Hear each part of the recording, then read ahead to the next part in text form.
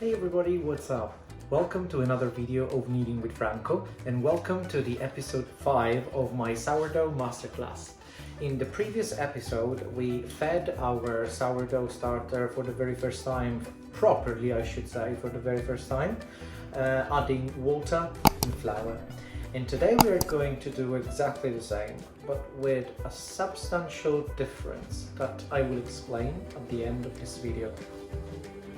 This is my sourdough starter. By the way, I forgot to mention that from now on, you can start giving it a name. This is a tradition where everyone who creates his sourdough starter from scratch. So you have to give it a name. And please let me know in the comments below what is the name that you chose for your sourdough starter. Mine is called Crash Bandicoot. Everyone knows Crash Bandicoot, right? If not, where have you been living? Anyway, this is my sourdough starter. It tripled in size, as you can see, so this is the exactly right time to feed it again. But I should mention that it did not triple in size, and it didn't even double in size for the past 3 or 4 days, and this can definitely happen. I told you already, I explained already in my previous video that this can definitely happen. Your sourdough starter in this phase is not a proper sourdough, I should say. It's not ready yet, it's not stable enough. So sometimes it doesn't even double in size, and this is totally normal. Don't worry about it, just keep on going, keep on feeding it every day. This tripled in size by leaving it at 24 degrees Celsius or 75 Fahrenheit for 24 hours. So now we're going to proceed with another feeding, and I'm going to tell you at the end of the video. Before we start feeding it, I just want to reassure you about something.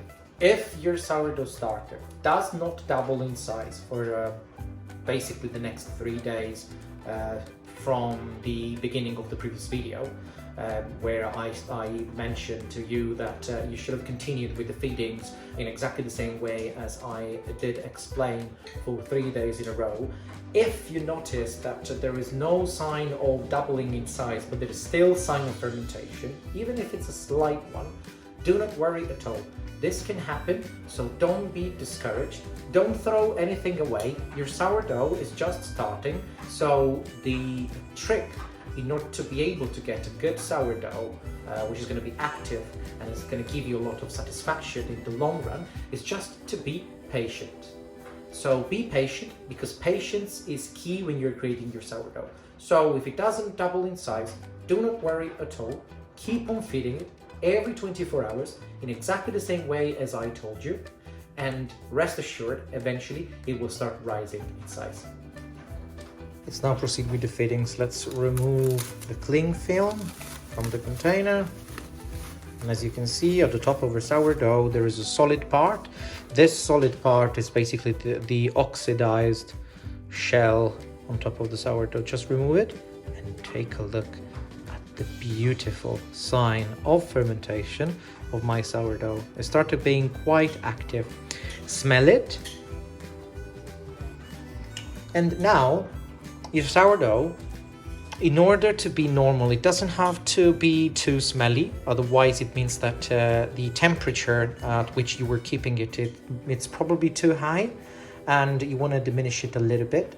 It doesn't have to smell that bad at all. I mean, it's still a little bit acid because it's just starting. It's not a proper sourdough yet, but it doesn't have to be too acid.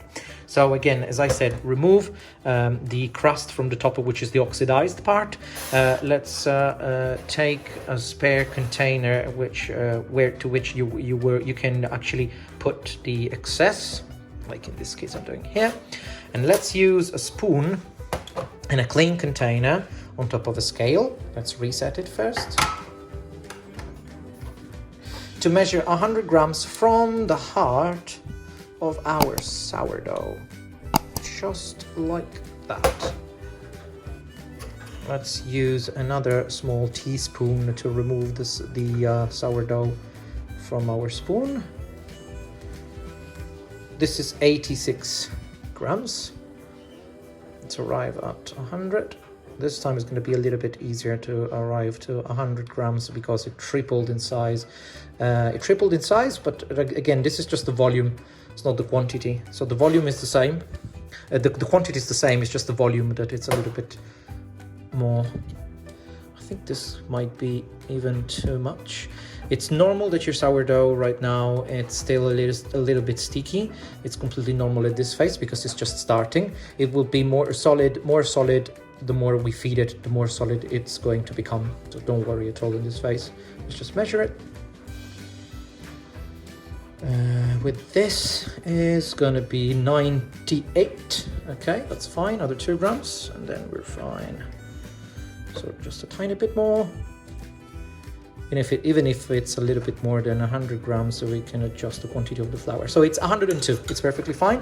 Now what you want to do, as usual, remove the excess from this container because we're going to storing it in here as usual.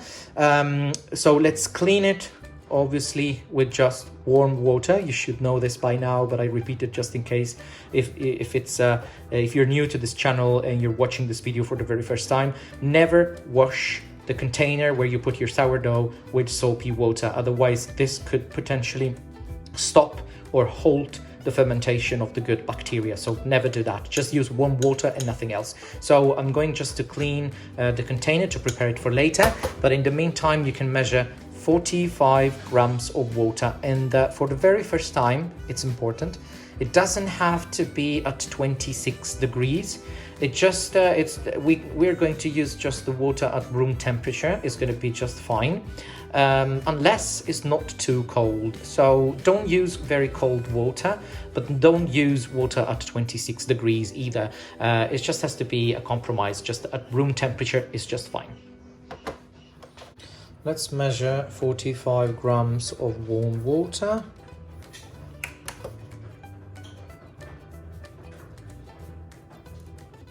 Slowly till it reaches 45, so we can use a 45% hydration. 44. That's it, we are at 45. And now let's use a fork and let's start dissolving little by little the sourdough inside the water. And I want you to have a look at something. Look what happens to the water now. See how many bubbles? This is a clear sign of fermentation, which means that we are on a really good path to make our compound become a sourdough very, very soon. So let's start dissolving it a little bit. Your sourdough inside the water.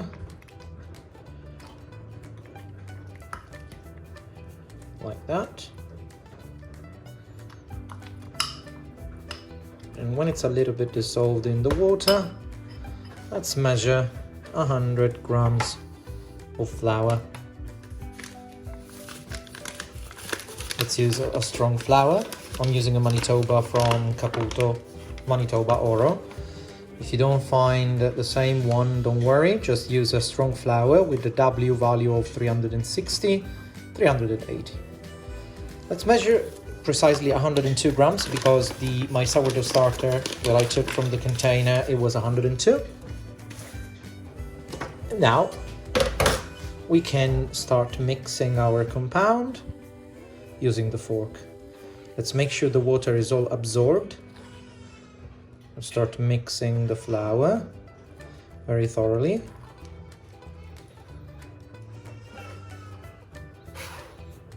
Until the water is all absorbed.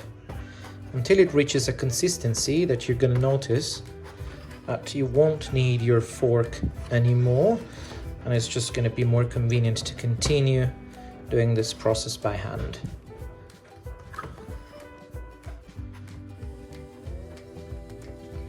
Like that. Okay, let's just continue by hand. Just like this. Okay, let's remove the excess of the sourdough from the fork because we really want to use it all. Don't worry if this phase is still a bit sticky. This is completely normal. our sourdough is not ready. I promise this is going to be much easier when the sourdough will be ready. Let's remove it from the container and make sure to remove all the excess of the compound from the inside of our clean bowl where we were mixing it. And let's transfer it all onto the worktop, just like that. And let's keep on mixing it like that now. The goal in this phase is to treat this compound as if it was a normal dough. So just start kneading it as if you did with a normal dough of any kind. The goal here is just to make it smooth. If you don't manage to handle it because you think that it's a little bit too sticky, it's okay at this phase to use a little bit of flour, to drop a little bit of flour on top of our compound to make the process a little bit easier. In this case, because I'm used to handle very high hydration dough and a dough which is very sticky, I'm not going to use it, but it's okay to use it if you don't manage to mix it properly. Don't worry, this is going to be absolutely fine. As long as you use the same flour that you're using for the feeding. That is the only prerequisite.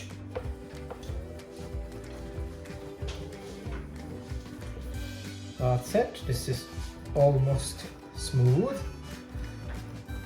And we're gonna do a different thing this time. We are going to fold it in 3 just to give it to the dough a little bit more strength. Create some sort of rectangle by pushing the dough and making it a little bit larger, just like that. Let's fold it in 3, like this. This gives a little bit more strength to the dough. You see? It's almost completely smooth. Keep on rolling it on top of the countertop for a little bit longer, as if you had a rolling pin. Imagine you had a rolling pin, right? Just do like that. See how smooth this became?